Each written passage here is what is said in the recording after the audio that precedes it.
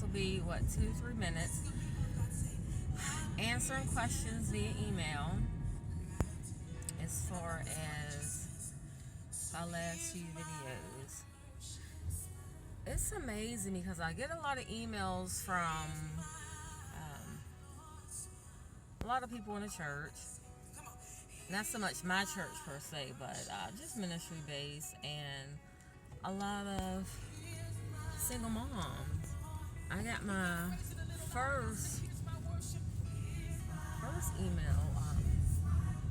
from a dad, and I was like, wow, okay. And he said that he was surprised that when I talk about, my family situations, which on a scale from 1 to 10, I may share like 3. The 3 may seem huge to other people, but the other 7 that's on the list, you'd be like, whoa. But, and it made me feel good. Not that I needed it for confirmation, but, I watch my words. I try to be seasoned when I speak.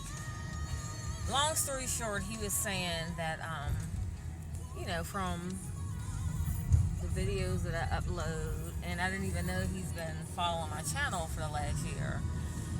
He said even when I talk about, when it comes to parenting things, and one time he saw my son upset about something, and I didn't bash the dad, and I emailed him back, and I said, it's not even about that. When you grow, mature, forgive and move on, it's not about bashing. It's not about making people feel bad, look bad. You're just sharing, just like my channel. It's no different than if somebody's up preaching, if I'm up preaching or giving a testimony or giving a speech at my son's school.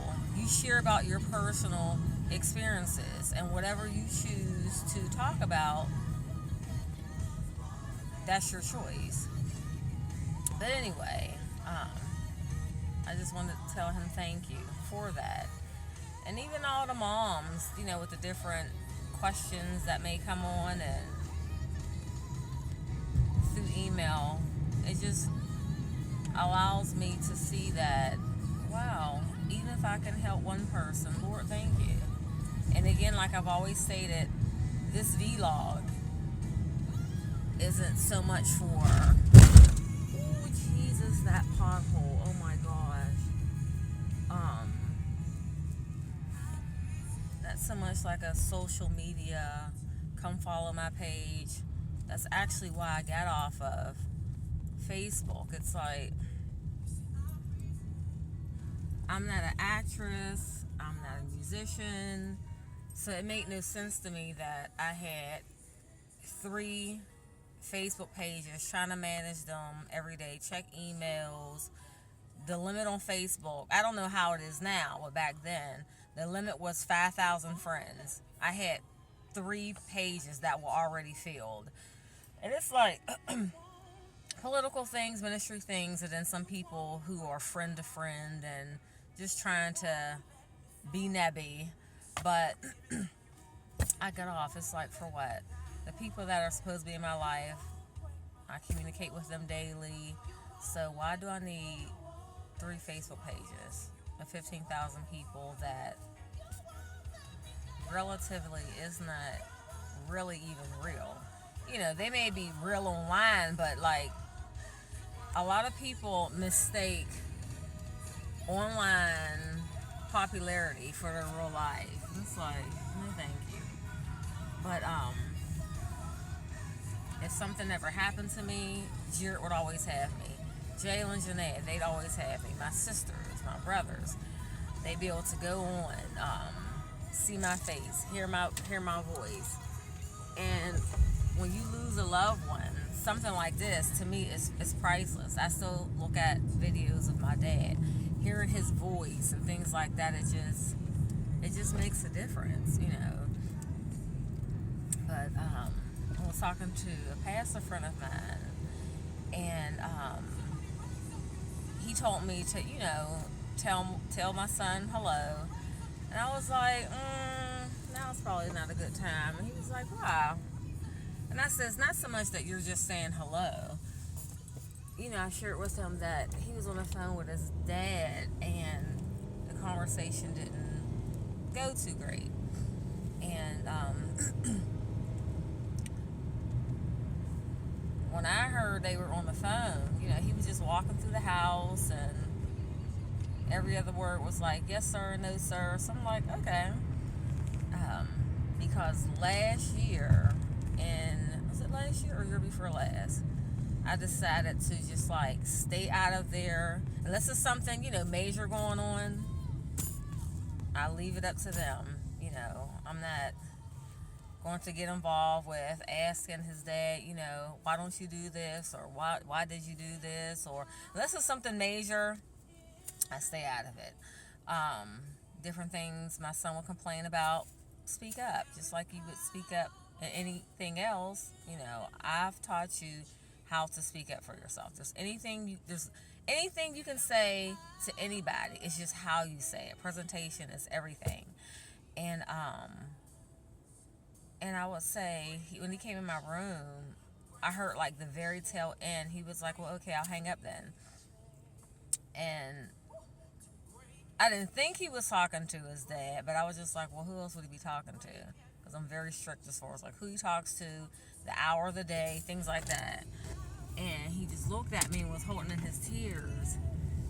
And I'm just like, okay, here we go again. What happened, babe? So he shared with me some of the conversation. So, of course, hugged him, talked with him, prayed with him, and just kind of left it in God's hands. We wasn't going to stay up all night talking about who shot John and going through, we've gone down this path before.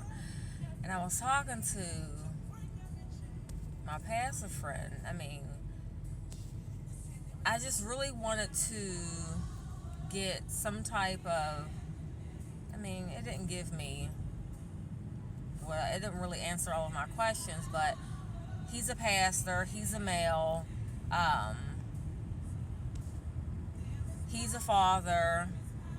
He went up and down as being a father, in and out, and now he's there. He obtained revelation of whoa, let me handle my business. First ministry's at home. Whether a piece of your home is in another state or not is still home, still your family. And I felt I don't know, maybe because I'm a female, I don't know. He shared some things with me from a male perspective. He shared some things with me on a pastoral perspective. He shared some things with me just as being a man, a black man, And after all of that, there were still some pieces missing. And I was explaining to him, it still comes down to a choice. It still comes down to a choice. We choose what we fight for. We do. And,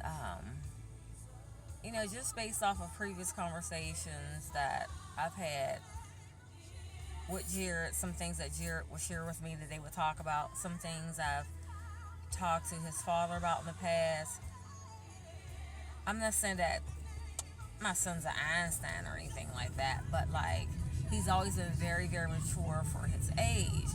And I think, and I've always felt that his dad, like a lot of other people, forget sometimes that Jared is a child. He's mature, however, he's still a child. And he has conversations with him like he's older than what he is, which puts a strain on what needs to be talked about or fixed or rectified. So we're not even back at square one, we're back at square zero. So I am asking you guys to just continue to pray And I know some do, because every day I have emails.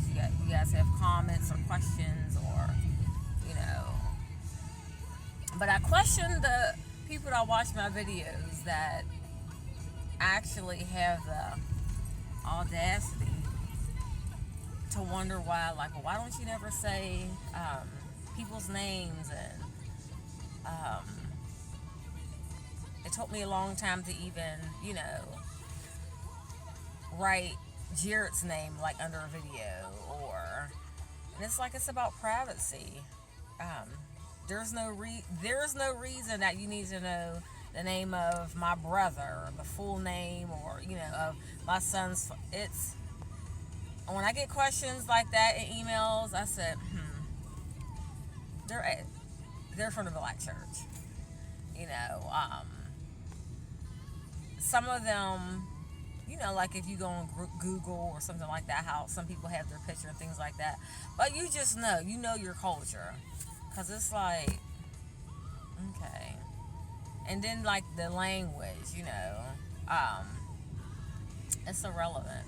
It's irrelevant what his name is. It's irrelevant what church he's a part of. It's irrelevant, It's irrelevant what denom, because he's not the focal point. The focal point is my son obtaining healing and his father establishing a godly relationship. Not rapport, relationship. A good found relationship. I smell gas. With Jared. So we will continue to pray. Because just like a lot of individuals, whether you're a child or you're an adult, or you're angry and you don't know how to verbalize certain things, or you hold things in, you kind of blow up, and that's what's going on with him. I remember when Oprah did a 2-part series about fathers. It was a room full of grown men. I mean, like, it broke my heart. Oh my gosh. I just said, my son will not be like that. Will not. It was a room full of grown men, and, they were just sharing their stories, how their fathers were in their life. And they were, pick an age. It was from the tweens to the teens to the 20s, 30s, 40s, 50s. And Oprah even had, I think she had 2 in her 60s. And I just said, wow, like, can you imagine a 60-year-old man sitting there, like, weeping, like, I didn't spend enough time with my father, like, I felt unloved, like a 60-year-old man. And I even texted his dad during that time when Oprah had this. I think it was last year during the summer. And I said, do me a favor, like, if you have, like, maybe just 10 minutes, can you watch this? And he didn't reply back, because I didn't want him to feel like that I was, like, being condescending. And sometimes when someone tells you the truth about yourself, sometimes it hurts, and I get that. And we've had plenty enough talks that, he's admitted that he could have done better. And he's not a bad person, because he's not the only one in this world who lacks in the father department. But people lack because there's things that they didn't get as an individual as they were growing and molding, getting molded into the person that they're going to be or trying to be. So, it's never about why don't you, and it's just like, okay, I already know certain things aren't being done, but okay, won't you just 10 minutes of your day, just look at this link. Even if he didn't look at the whole thing, because it was like a 2-hour series. I called Jared, and he was like, Mom, you don't even do Oprah like that. I was like, well, certain topics, when she tried to tackle certain topics, yes, I do. Like this one. And just pray, you guys. Yeah. Alrighty. Have a good day. Bye bye.